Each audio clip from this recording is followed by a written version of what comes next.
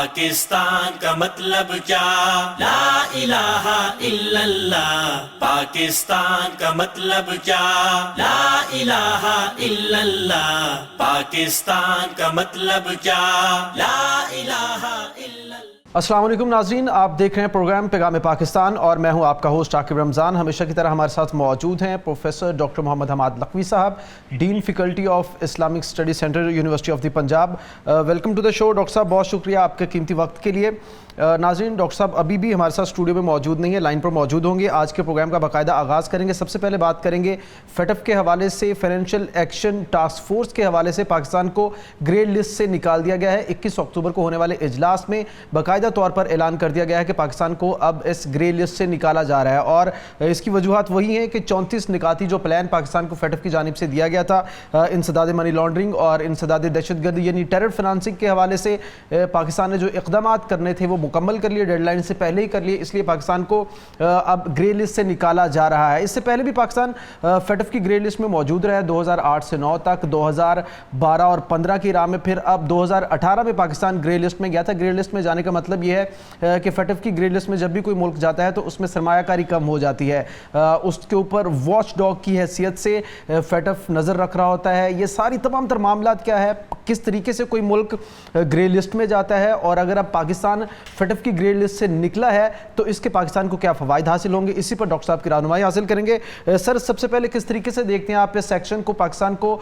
FATF کی جانب سے گرے لسٹ سے نکالا گیا ہے؟ بسم اللہ الرحمن الرحیم. عاقب صاحب، بات یہ ہے کہ یہ گرے لسٹ تو میرا خیال ہے فیٹف اور گرے لسٹ یہ تو پبلک کے اندر ہر شخص کی زبان پر یہ بات ہے اور ہر بندہ یہ جانتا ہے، ایک لیمین بھی، کہ کوئی پاکستان کسی گرے لسٹ میں تھا اور اب اس میں سے پاکستان نکل آیا ہے. اور فیٹف کا اگرچہ یہ نہ پتا ہو کہ کس چیز کا مخفف ہے، لیکن کم از کم فیٹف سے ہر پاکستانی متعارف ہے، اس لیے کہ ہم نے اس گرے لسٹ کی وجہ سے بہت سارا سفر کیا ہے اور اب تک جو ہے وہ سارے پاکستانی اس بارے میں بڑے کانشیس تھے. 2008 اور 9 کی بات آپ نے کی یا 2015 کی یا 13 کی، تو اس وقت شاید اویئرنیس اتنی نہیں تھی یا لوگوں کو معلوم نہیں تھا، اور اب سوشل میڈیا کی وجہ سے یا واٹ ایور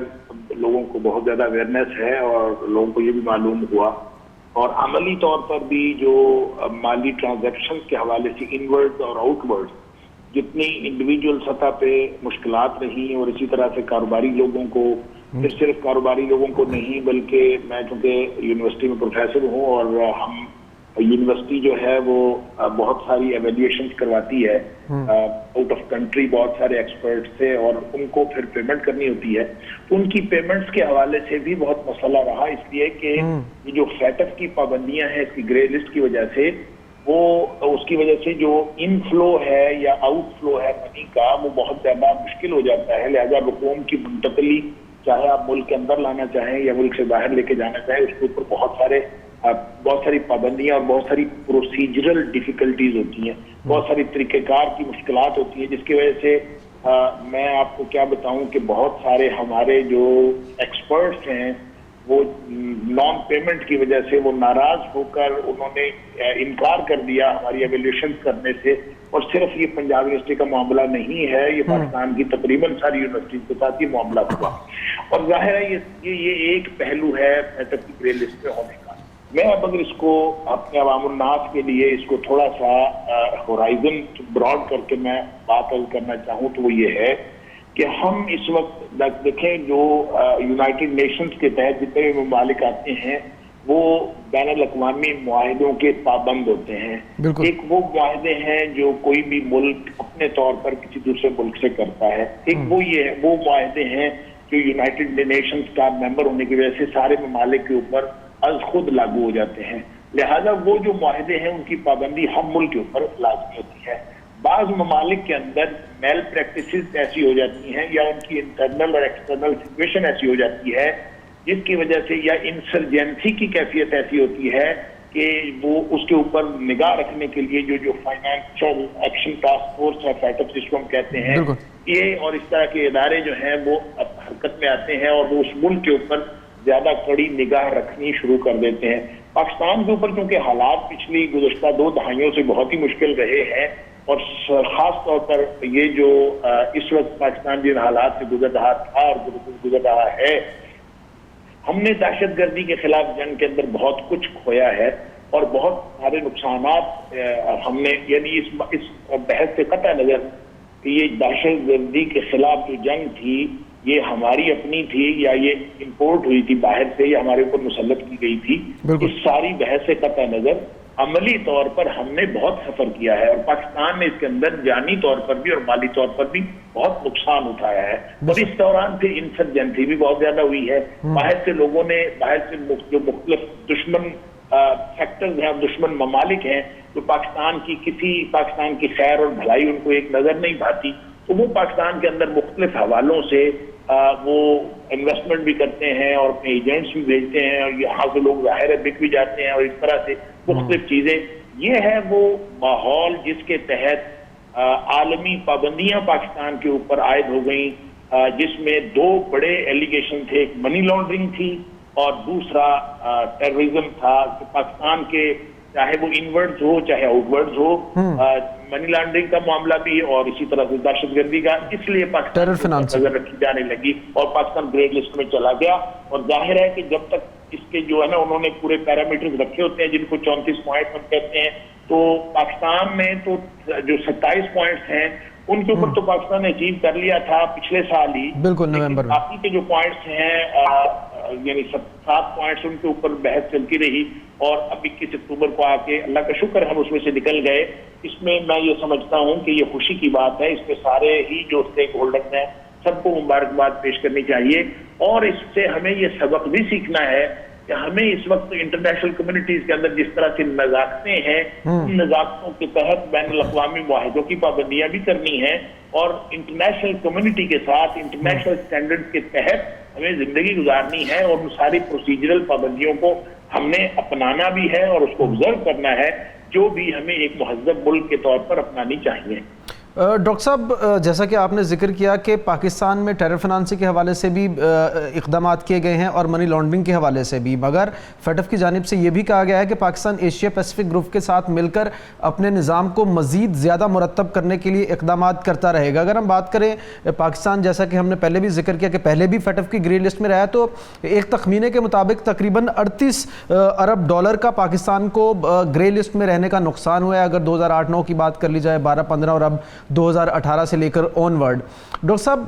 اب پاکستان گرے لسٹ سے نکلا ہے تو اس کے فوائد پاکستان کو کیا ہوں گے، اور ہمارے ویورز کے لیے بھی بتائیے گا کہ کس طریقے سے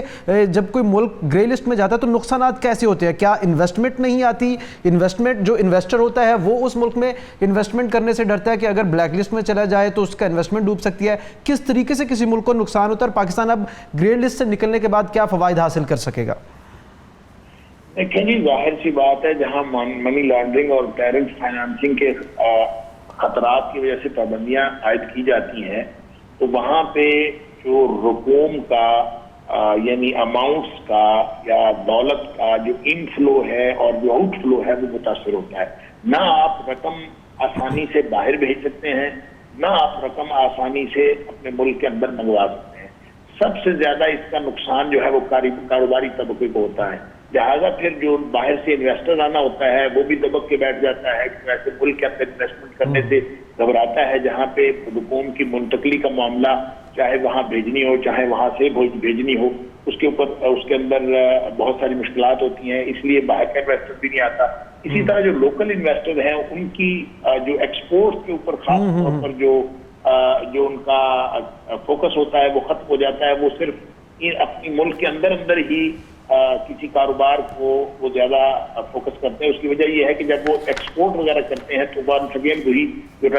رقوم کی منتقلی کا مسئلہ آتا ہے، تو اس میں اس مشکلات کی وجہ سے لوگ جو ہے وہ ایکسپورٹس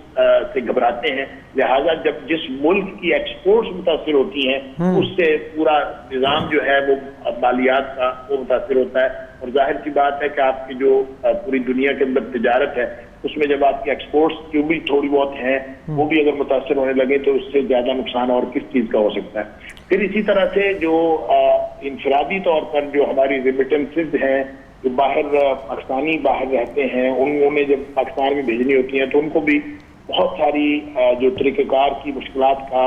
سامنا کرنا پڑتا ہے. ہر شخص جو ہے وہ اپنے گھر پیسے نہیں بھیج سکتا. اس کے لیے بھی انہوں نے خاص پابندیاں لگائی ہوئی ہوتی ہیں کہ وہ کوئی آپ کا رشتہ دار ہو, بلڈ ریلیشن ہو, اتنی رقم سے زیادہ نہیں بھیج سکتے, فلاں نہیں کر سکتے. وہ ساری پابندیاں میرے خیال میں اب نہیں ہوں گی, اور آہستہ آہستہ with the passage of time, یہ تو نہیں ہم کہہ سکتے کہ by the click of the time یعنی فوراً جو ہے یہ ساری پابندیاں ختم ہو جائیں گی, لیکن میرا خیال ہے کہ with the passage of time اگلے 4-6 مہینوں میں یہ ساری چیزیں جو انفلو اور آؤٹ فلو ہے وہ بہت بہتر ہو جائے گا. اور پاکستان کے اندر جو معاشی سرگرمیاں ہیں ان کو بھی, اور ہمارے اداروں کی جو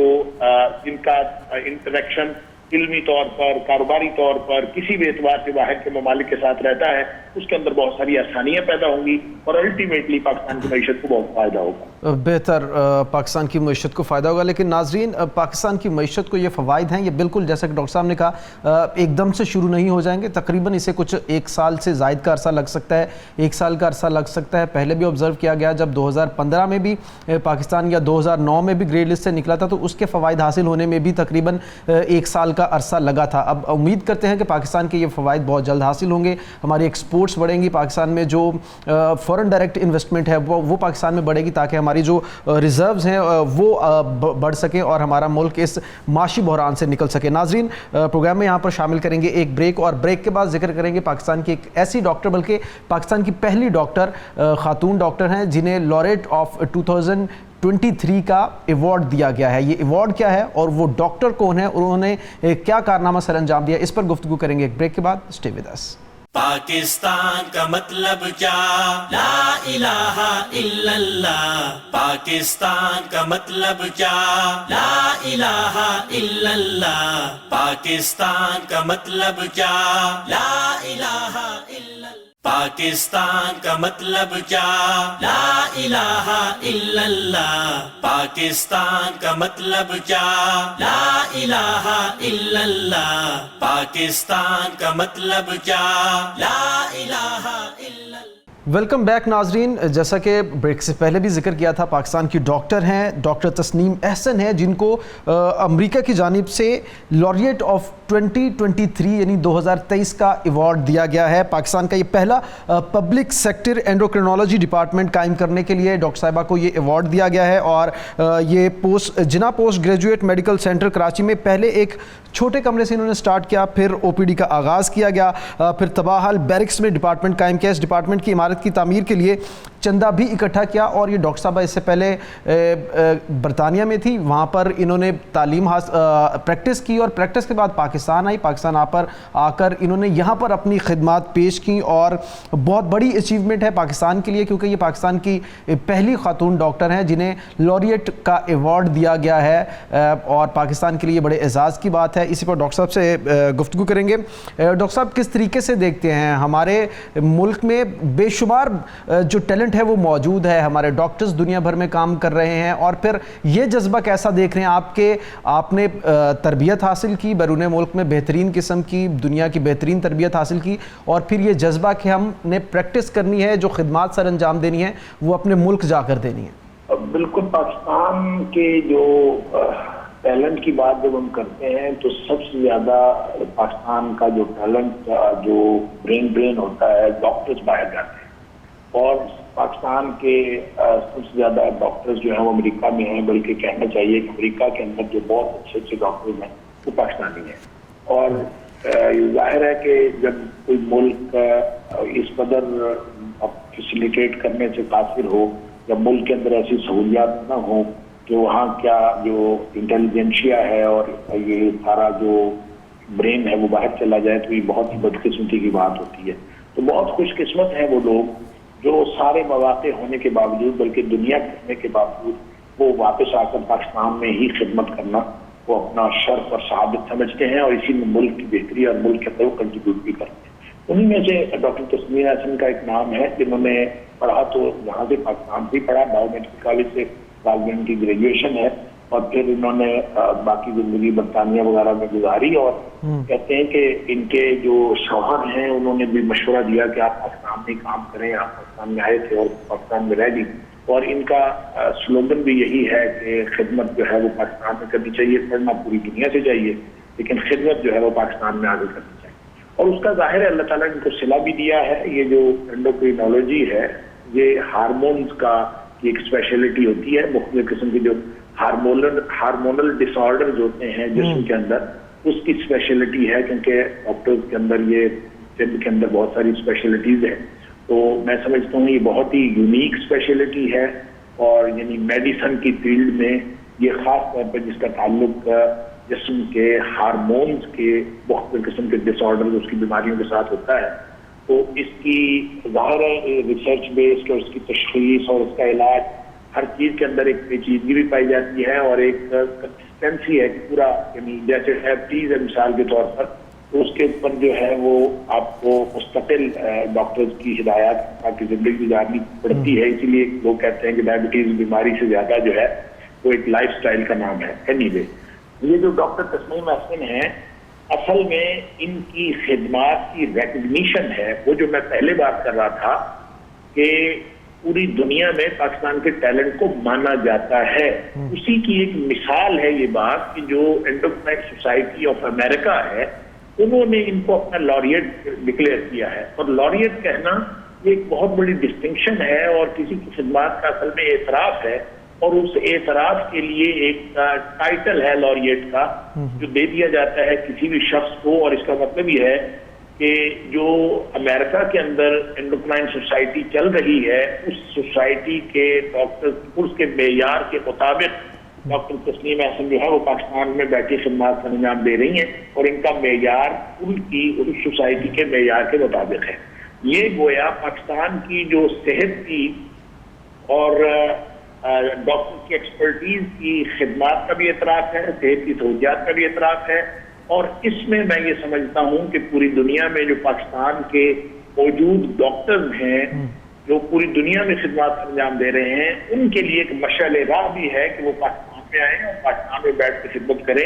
یہاں بیٹھ کے خدمت کر کے خدمت بھی ہے, پیسہ بھی ہے, اور پوری دنیا میں ایک ریکگنیشن بھی ہے, اور اللہ تعالیٰ وہ عزت عطا فرما دیتا ہے جو عزت آپ کو شاید باہر بیٹھ کے نہیں ملتی. ڈاکٹر صاحب جیسا کہ ہم نے ذکر کیا ڈاکٹر تسنیم احسن صاحبہ کا جو کہ انہیں لوریٹ کا دیا گیا ہے اعزاز, ایسے لوگ پاکستان کے دنیا میں موجود ہیں جو کہ طب کے دیگر شعبے میں بہت بہترین کام کر رہے ہیں, جیسے جینیٹکس سے ریلیٹڈ ہیں, دیگر جو جسم کے آرگنز ہیں ان کے حوالے سے بہت بہترین کام کیا جا رہا ہے. کیا پیغام دیں گے آپ ان لوگوں کو جو کہ بہت بہترین ہیں اور اپنے اپنے فیلڈ میں بہترین قسم کا کام کر رہے ہیں؟ دیکھیں میں تو پہلے ہی کہہ چکا ہوں کہ ان لوگوں کے لیے ڈاکٹر تسنیم احسن ایک مشعل راہ ہے, ان کا کام, ان کا طریقہ کار کہ انہوں نے خدمت پاکستان میں سر انجام دی ہے اور اس کی ریکگنیشن امریکہ میں ہو رہی ہے. اس کا مطلب یہ ہے کہ آپ ملک کی خدمت کریں, اس کے اندر اجر بھی ہے, اس کے اندر آپ کا دنیاوی معاوضہ بھی ہے, آپ کا پورا جو ریوارڈ ہے جو آپ کو یہاں ملنا چاہیے وہ بھی ہے, اور ریکگنیشن بھی آپ کے پاس موجود ہے. لہذا وہ سارے چانسز جس کی وجہ سے آپ پاکستان کو چھوڑ کر باہر جاتے ہیں وہ سارے چانسز پاکستان کے اندر مل سکتے ہیں اگر آپ پاکستان کے اندر بیٹھ کے خدمت کریں. یہ تو پیغام تھا ان ڈاکٹر کے لیے. لیکن میرا خیال یہ ہے کہ دوسری طرف جو حکومت کا اور جو ارباب اختیار ہے ان کا جو فرض بنتا ہے اور ان کی جو ذمہ داری بنتی ہے کہ وہ ایسا ماحول کریٹ کریں اور ایسے مواقع کریٹ کریں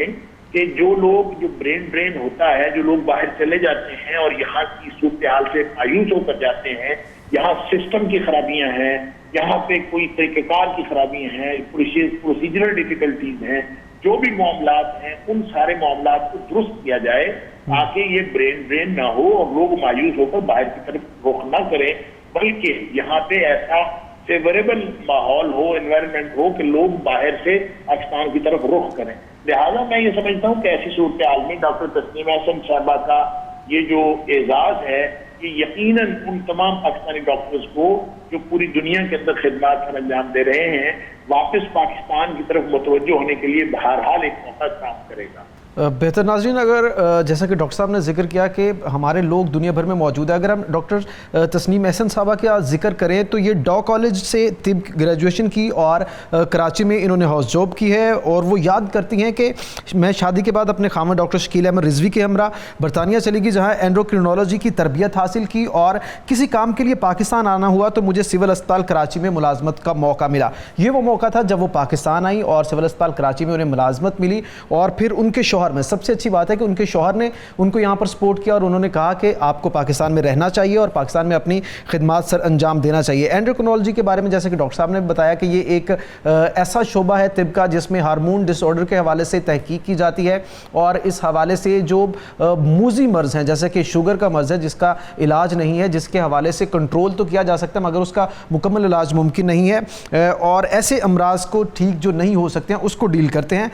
جیسا کہ ڈاکٹر صاحب نے کہا کہ ایک دفعہ اگر شوگر ہو جائے تو پھر وہ ٹھیک نہیں ہو سکتی, تاہم اس کو کنٹرول میں رکھا جا سکتا ہے. پروفیسر ڈاکٹر تسنیم احسن صاحبہ کا کہنا ہے کہ اس کے لیے ہم مریض کا ڈیٹا محفوظ رکھتے ہیں. یہ ڈیٹا برسوں پر محیط ہوتا ہے. شوگر ہی کی مثال لے لیں, جب مریض شوگر سے اندازہ لگانے کی کوشش کرتے ہیں کہ اس کے کسی جسم کے اور حصے کو تو نقصان نہیں پہنچ رہا اور اس نقصان پر قابو پانے کی کوشش کی جاتی ہے, تو وہ جو ڈیٹا مرتب کیا جاتا ہے وہ. اور ڈاکٹر صاحبہ کو جیسا کہ کراچی میں جناب پوسٹ گریجویٹ میڈیکل سینٹر سے 2015 میں ریٹائر ہوئی تو تعلیم, تحقیق اور طب کے میدان میں شاندار کارکردگی پر ادارے نے انہیں پروفیسر ایمریٹس کا خطاب دیا, یعنی وہ پروفیسر جن کی خدمات سے ہمیشہ فائدہ اٹھایا جاتا رہے گا. اور یقینی طور پر ڈاکٹر تسنیم احسن کی خدمات سے ہمیشہ فائدہ اٹھایا جاتا رہے گا, کیونکہ پہلا پاکستان میں کرڈینالوجی جو او پی ڈی ہے وہ قائم کیا گیا, اور یہ ایک بالکل چھوٹے کمرے سے آپ اندازہ لگائیں اس کیفیت کا. جب ڈاکٹر صاحبہ نے یہ عزم کیا ہوگا کہ مجھے یہ مقصد حاصل کرنا ہے, مجھے پاکستان میں اینڈوکرینالوجی کا ڈپارٹمنٹ بلڈ کرنا ہے, یہاں پر لوگوں کو یہ خدمات پہنچانی ہے, یہاں پر لوگوں کی اس طریقے سے مدد کرنی ہے. پھر ایک کمرے سے سٹارٹ ہوا اور پھر اس کو بڑھاتے گئے, پھر وہ او پی ڈی بنا, پھر وہ جو بیرکس بڑی ہوئی تھی ان کو استعمال کیا گیا, اور بڑے بہترین طریقے سے اب وہ تمام تر ڈپارٹمنٹ جو ہے اینڈوکرینالوجی کا وہ اپنا کام کر رہا ہے. ناظرین پروگرام میں یہاں پر شامل کریں گے بریک, اور بریک کے بعد ذکر کریں گے پاکستان کے شائننگ سٹارز کی, جیسا کہ ہم ابھی ذکر کر رہے ہیں. ایک اور ہے ہمارے اسٹوڈنٹس نے کس طریقے سے بہت بڑی اچیومنٹ حاصل کی ہے, اس پر گفتگو کریں گے. Stay with us, we will be right back. Pakistan کا مطلب کیا, لا الہ الا اللہ. پاکستان کا مطلب کیا, لا الہ الا اللہ. پاکستان کا مطلب کیا, لا الہ الا اللہ. پاکستان کا مطلب کیا, لا الہ الا اللہ. پاکستان کا مطلب کیا, لا الہ الا اللہ. پاکستان کا مطلب کیا, لا الہ الا اللہ. ویلکم بیک ناظرین. جیسا کہ ہم ذکر کر رہے ہیں پاکستان کے شائننگ سٹارز کی, تو دو بڑی اچیومنٹ ہیں پاکستان کے اسٹوڈنٹس کی جانب سے جو حاصل کی گئی ہیں. ایک ہے کہ پاکستان کے طلبہ نے بایو ڈیزل تیار کرنے کا کامیاب تجربہ کیا ہے. پروگرام کے اس سیگمنٹ میں ہم اس پر گفتگو کریں گے کہ کس طریقے سے یہ بایو ڈیزل بنایا گیا ہے, اور ساتھ ہی ہم ذکر کریں گے پاکستان میں ایسا ایک اسٹوڈنٹ کا ایک پلیٹ فارم موجود ہے جو کہ پاکستان میں اپنی طرز کا پہلا ہے, کیونکہ وہ فارمولا الیکٹرک ریسنگ بنا رہے ہیں, اور ان کا نام بھی ہے فارمولا الیکٹرک ریسنگ نسٹ, یعنی کہ فرن بھی انہیں کہا جاتا ہے. اور دنیا کے امیر ترین شخص ایلن مسک, ان کی کمپنی ٹیسلا کی جانب سے ان کے ساتھ معاہدہ طے کیا گیا ہے, اور یہ معاہدہ کیا ہے, یہ شراکت داری ہے, یعنی کہ یہ انوویٹیو پارٹنر بنے ہیں فارمولا الیکٹرک ریسنگ نسٹ کے. اور میڈیا رپورٹ کے مطابق فارمولا الیکٹرک ریسنگ نسٹ کی طرف سے اپنے آفیشیل ٹویٹر اکاؤنٹ کے ذریعے اس معاہدے سے متعلق آگاہ کیا گیا ہے. ٹیسلا نے ہمارے انوویٹیو پارٹنر کے طور پر فارمولا ریسنگ نسٹ کے اشتراک کر لیا ہے, یہ باقاعدہ طور پر اعلان کیا گیا. انہوں نے کہا کہ ہم امید کرتے ہیں کہ اشتراک ہمیں کامیابی کی نئی بلندیوں تک لے جائے گا. اگر اس اشتراک کے حوالے سے بات کی جائے تو کیا فائدہ ہوگا فارمولا الیکٹرک ریسنگ نسٹ کو؟ اس سے فائدہ یہ ہوگا کہ دنیا کی بہترین کمپنی جو کہ الیکٹرک وہیکل کے حوالے سے, یعنی کہ برقی جو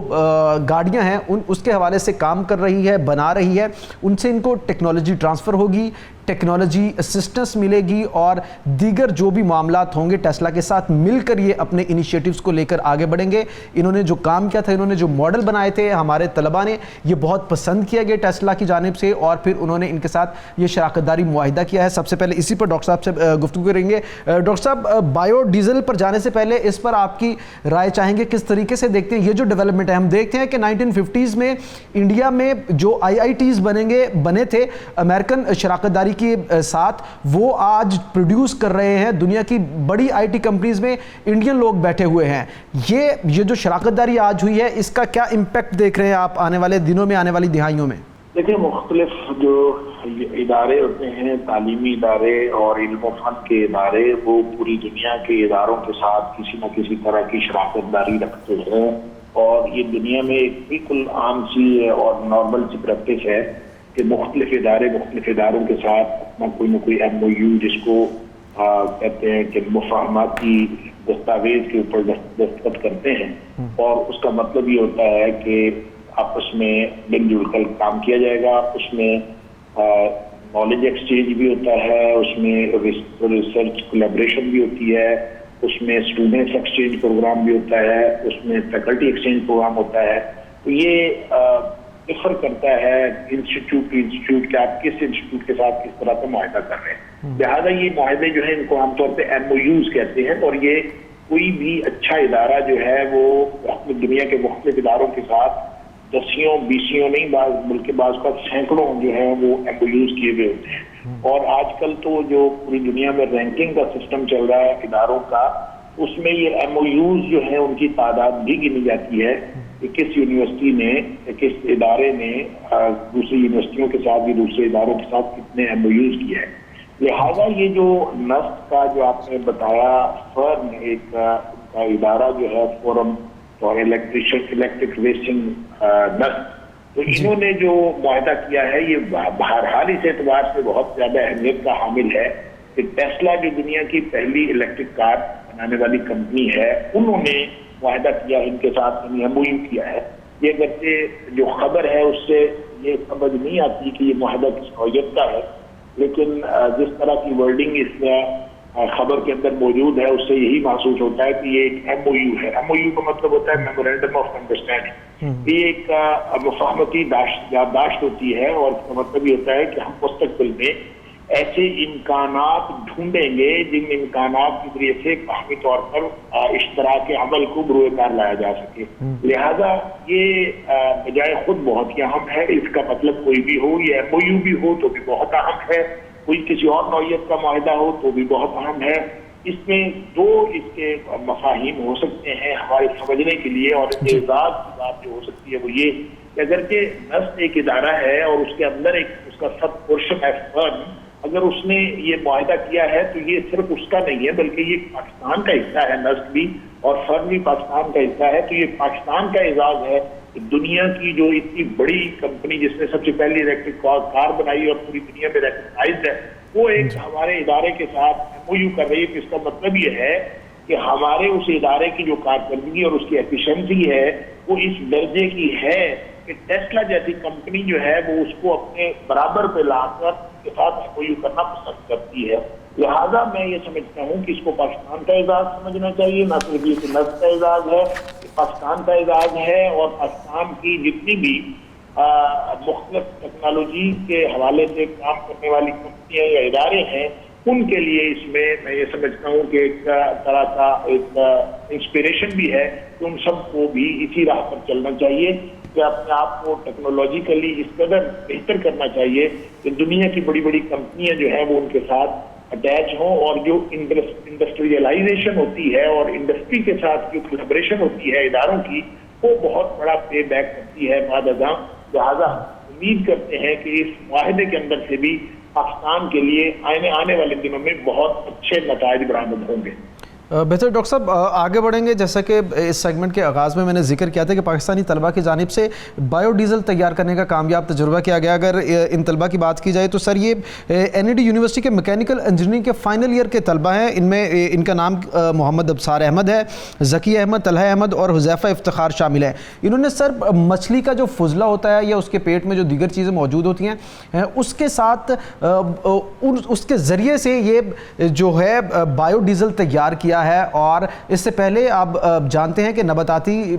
دیگر چیزوں سے بھی تیار کیا جاتا رہا ہے، مگر یہ پہلا تجربہ ہے کہ جس میں مچھلی کا جو فضلہ ہے اس سے بایو ڈیزل تیار کیا گیا ہے. کس طریقے سے دیکھتے ہیں آپ اس ڈیولپمنٹ کو، اور کیا ہم آگے بڑھ رہے ہیں واقعی میں؟ کیونکہ یہ جو چیزیں آج ہم ڈسکس کر رہے ہیں یہ بتا رہی ہیں کہ ہم پریکٹیکل ورک کی جانب جا رہے ہیں. تحقیق اگر کی جا رہی ہے، اگر تجربات بھی کیے جا رہے ہیں تو ایسے کیے جا رہے ہیں جس کا آنے والے دنوں میں فائدہ ہوگا، جو کہ پریکٹیکل ورلڈ میں جن کی ضرورت ہے، پاکستان کو جن کی ضرورت ہے، بلکہ پوری دنیا کو جن کی ضرورت ہے، کیونکہ اگر یہ بایو ڈیزل کا استعمال کیا جاتا ہے تو اس سے یہ ماحول دوست ہوگا، اور وہ جو فضلہ یا کچرا مچھلی کا جو سمندر میں پھینکا جاتا ہے، سمندری آلودگی ہوتی ہے، اس سے بھی بچا جا سکے گا. اور پاکستان کے لیے اتنا ضروری ہے کہ پاکستان کی جو امپورٹس ہیں وہ سب سے زیادہ انرجی امپورٹس ہیں. اگر ہم اس طریقے سے بایو ڈیزل بنا رہے ہیں تو کسی نہ کسی حد تک وہ جو امپورٹس ہیں کم یقیناً ہوگی. کیا کہیں گے اس پر؟ دیکھیں، اس خبر کو ڈسکس کرنے سے پہلے میں بہرحال آپ کو بھی اس بات پر خراج تحسین پیش کرنا چاہتا ہوں کہ آپ نے آخر آج جو موضوعات کا انتخاب کیا ہے وہ سارے کے سارے موضوعات پاکستان کا ایک روشن چہرہ ہیں اور ہمارے لیے امید کی کرن ہے، اور ان سب کا تعلق تحقیق کے ساتھ اور علم کی دنیا کے ساتھ ہے. اور اسی میں آج یہ جو NED یونیورسٹی کی خبر ہے یہ بھی اسی سے جبتی ایک خبر ہے کہ پاکستان میں دیکھیں، یہ پاکستان جو ہر وقت ہمیشہ کہتے رہتے ہیں، اور یہ بات صرف ہواؤں کی نہیں ہے کہ پاکستان میں ٹیلنٹ بہت موجود ہے. ہر فیلڈ کے اندر پاکستان میں ٹیلنٹ موجود ہے، اور اللہ کے فضل سے جتنا ٹیلنٹ پاکستان موجود ہے شاید پوری دنیا میں نہیں ہے. مسئلہ صرف اس پورے ٹیلنٹ کو چینلائز کرنا اور اس کو اپرچونٹی دے کے اس کو پروڈکٹیو بنانا ہے. اگر ہم یہ کر سکیں اور ہماری حکومت اس طرح کے انتظامات کر لے تو یہ خبریں ہمیں یہ بتا رہی ہیں کہ پاکستان کا مستقبل انشاءاللہ بہت ہی روشن ہے اور ہم ہر فیلڈ کے اندر ڈیلیور کرنے کے قابل ہے. اب آ جائیے اس خبر کے اوپر. دیکھیں، اس خبر کے اندر دو تین بہت ہی عجیب باتیں ہیں. ایک عجیب بات تو یہ ہے کہ یہ جو مچھلی کے فضلے سے بایو ڈیزل تیار کرنا ہے یہ عام طور پہ ایک یعنی کسی کیمیکل ری ایکشن کی بات ہے. اس کا تعلق کیمیکل ٹیکنالوجی کے ساتھ ہونا چاہیے اور کیمیکل کے ڈپارٹمنٹ میں یہ معاملہ ہونا چاہیے، لیکن جس خبر میں نے پڑھا اس کا تعلق میکینیکل ڈپارٹمنٹ کے ساتھ ہے. اور میکینیکل ڈپارٹمنٹ کے سربراہ جو ہے اس پوری ٹیم کے، جس کے اندر وہ سارے اسٹوڈنٹ شامل ہیں، اس پوری ٹیم کے سربراہ جو ہے میکینیکل ٹیکنالوجی جو ہے اس کے سربراہ ہے. اب دیکھیں، میکینیکل یہ بھی ایک بات بہت ہی یعنی ایمرجنگ بات ہے کہ اس وقت جو دنیا کی ایمرجنگ ٹیکنالوجیز ہیں وہ باہم مرج ہو رہی ہیں. ایسا نہیں ہے کہ یہ بہت پرانی بات ہو گئی کہ جو میکینیکل تھا وہ صرف ایک ہی کام کرتا تھا. جو آہستہ آہستہ جو ہے وہ mechanical, civil, electrical, electronic, chemical, یہ ساری آپس میں ایک آہستہ آہستہ مرج ہو رہی ہیں. اور اگر یہ خبر درست ہے کہ وہ میکینیکل انجینئرنگ کے طلبہ ہیں اور میکینیکل انجینئرنگ کے لوگوں نے یہ کام کیا ہے تو پھر بہت ہی حیران کن بات ہے. ڈاکٹر صاحب، اس میں انوائرمنٹل انجینئرنگ کے جو سربراہ ہیں شعبے کے وہ بھی انہوں نے بھی ہیلپ آؤٹ کیا. ان کے ایک تو سپروائزر تھے میکینیکل ڈپارٹمنٹ کے، میکینیکل انجینئرنگ کے، اور ساتھ میں انوائرمنٹل انجینئرنگ کی بھی شراکت داری ہے جیسا کہ آپ نے ذکر کیا. بالکل ٹھیک ہے. وہ ایسے بھی میں عرض کر رہا ہوں کہ یہ ٹیکنالوجیز جو ہیں وہ باہم مرج ہو رہی ہیں اور یہ نئے نئے جو علوم بھی متعارف ہو رہے ہیں، نئی نئی ٹیکنالوجیز متعارف ہو رہی ہیں اور آہستہ آہستہ جو ہے وہ چیزیں یعنی وہ جو پہلے تسہیل کا دور، اب علم کی دنیا میں ہم کہتے ہیں تسہیل کا دور تھا، اور پھر اس کے اندر جو ہے وہ اسپیشلائزیشن کا دور آیا، اور اسپیشلائزیشن کے دور کے بعد اب ونس اگین جو ہے ایک یعنی ایک نئی جو جہت ہے علم کی کہ واپس وہ ساری ٹیکنالوجیز جو ہیں وہ مرج ہونا شروع ہو گئی ہیں. اور یہ بہرحال یہ اچھی بات بھی ہے اور علم کے اندر ایک بہت بڑا انقلاب بھی ہے. تو اس میں جہاں تک اس انوویشن کا تعلق ہے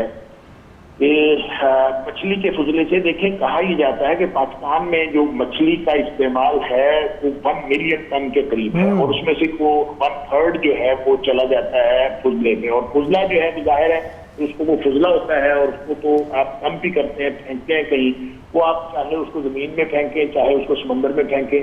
آپ وہ آلودگی میں ہی اضافہ کرتا ہے، اس کے علاوہ اس کا کچھ نہیں ہوتا. خاص طور پہ جب اس کو پانی میں پھینکتے ہیں تو آلودگی میں اضافہ کرتا ہے. یہ کتنا بڑا ایک کسی زرخیز ذہن کی پیداوار ہے یہ بات کہ انہوں نے سوچا اور سوچ کر اس سے بایو ڈیزل بنانے کا پروگرام بنایا اور اس کے اندر بالآخر کامیاب ہو گئے. اس سے ایک بایو ڈیزل، اور بایو ڈیزل کیا چیز ہے اصل میں، جو کروڈ آئل سے ریفائنری کے اندر ڈیزل بنتا ہے یہ اس کے ساتھ اٹیچ ہو کے اس میں شامل ہو کے یہ گویا ایک یعنی خود سے صرف بایو ڈیزل جو ہے وہ تو ڈیزل کی جگہ پہ شاید کام نہیں دے سکتا اور یہ عملاً شاید یہ ٹیکنیکلی ممکن نہ ہو، مجھے یہ کیونکہ علم نہیں ہے، میرا فیلڈ نہیں ہے، لیکن یہ جب ریفائنری کے آئل کے اندر ڈیزل کے اندر یہ شامل ہوتا ہے پھر یہ وہی نتائج دیتا ہے جو نتائج آپ لینا چاہ رہے ہوتے ہیں دوسرے ڈیزل سے. لیکن وہ کروڈ آئل سے ریفائن کیا ہو گیا ڈیزل جو ہے جس کو معدنی تیل کہتے ہیں اس معدنی تیل میں جب یہ بایو ڈیزل شامل ہوتا ہے، بایو ڈیزل اور دوسرا ڈیزل یہ مل کے یہ ماحولیاتی آلودگی میں کمی کا باعث بھی بنتا ہے. لہذا ایک تو اس میں بچت ہے اوور آل، آپ کہہ لیجئے کہ جو تقریباً کوئی $2.25 ارب کے قریب پاکستان کی بچت ہوگی کہ جو پاکستان کو آئل امپورٹ کرنا پڑتا ہے، بہتر اس ڈیزل میں جو ڈیزل امپورٹ کرنا پڑتا ہے اس میں کمی واقع ہوگی کہ یہ بایو ڈیزل اس کے اندر شامل ہو جائے گا. جتنا بڑا حجم ہمارے پاس ہوتا ہے، جتنا بڑا والیوم ہمارے پاس ہوتا ہے مچھلی کے فضلے کا، اور ظاہر ہے سردیاں آنے والی ہیں اور سردیوں میں جتنی مچھلی کھائی جاتی ہے وہ ساری مچھلی کا فضلہ اگر اس میں اس سے بایو ڈیزل بنا لیا جائے یہ تو 20% تقریباً یہ اس میں شامل ہو جائے گا، اور اس سے یہ گویا ملٹیپل فوائد حاصل ہوں گے، ہمہ جہت قسم کے فوائد حاصل ہوں گے، جس کا تعلق ہمارے امپورٹ کم ہوگی تو ظاہر ہے ہمارا ایکسپورٹ بل، ہمارا جو امپورٹ بل ہے وہ کم ہو جائے گا، ہمارے جو باہر زر مبادلہ چلا جاتا ہے اس میں کمی واقع ہوگی، اور یہ $2.25 ارب کی قریب بچت ہوگی تو پاکستان کی اوور آل اکانومی کے اندر بھی بہت بڑا ایک جمپ ہوگا. پروگرام کے اس حصے میں ہم ڈاکٹر صاحب سے جانیں گے کہ کس طریقے سے جب نوجوان ہمارے انٹرویو کے لیے جاتے ہیں کسی جاب کے لیے تو انہیں کس طریقے سے اپنے آپ کو پریزنٹ کرنا چاہیے انٹرویور کے سامنے، کیا ایٹیکیٹس ہونے چاہیے، کس طریقے سے امپیکٹ بنایا جا سکتا ہے انٹرویو پر. ڈاکٹر صاحب آپ نے 12 انٹرویوز کنڈکٹ کیے ہوں گے، ایسی کون سی چیزیں ہیں جو آپ انٹرویو کرتے ہوئے لوگوں میں دیکھی جاتی ہیں، اور ہمارے نوجوانوں کے لیے کیا آپ کہیں گے کہ انہیں کس طریقے سے خود کو پریزنٹ کرنا چاہیے انٹرویوز میں؟ دیکھیں آپ کے بھائی کافی لمبا موضوع ہے اور اس بات میں پروگرام کے بالکل آپ نے ایک چھوٹے سے سیگمنٹ کے لیے منتخب کیا ہے.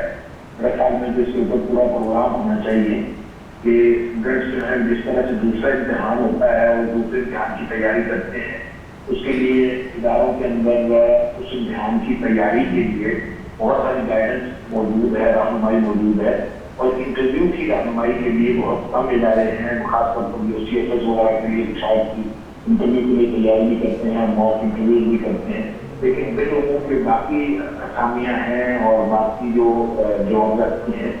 اس کے لیے عام طور پہ لوگوں کو، ہمارے نوجوانوں کو رہنمائی نہیں ہوتی. جی بہتر ڈاکٹر صاحب، بہت شکریہ ڈاکٹر صاحب آپ کے قیمتی وقت کے لیے. اور ناظرین، آج کے پروگرام میں جیسا کہ یہ تمام تر چیزیں ہم نے جو ڈسکس کی ہیں یہ ہمیں بتاتی ہیں کہ پاکستان کا مستقبل انشاءاللہ روشن ہے اور ہمیں پر امید رہنا ہے. یقیناً مواقع کم ہیں مگر یہ مواقع بھی بڑھتے جائیں گے اور ہم سب کو مل کر ان مواقع کو بڑھانے کے لیے کوشش کرنی ہے تاکہ ہماری آنے والی نسل کے لیے یہ مواقع مزید بڑھتے جائیں اور ان کی جو پوٹینشل ہے وہ مثبت طریقے سے ہم استعمال کر سکیں اور اس ملک کو آگے لے کر جا سکیں. اسی کے ساتھ ہی آج کے پروگرام میں آپ سے اجازت چاہیں گے. فی امان اللہ. پاکستان کا مطلب کیا؟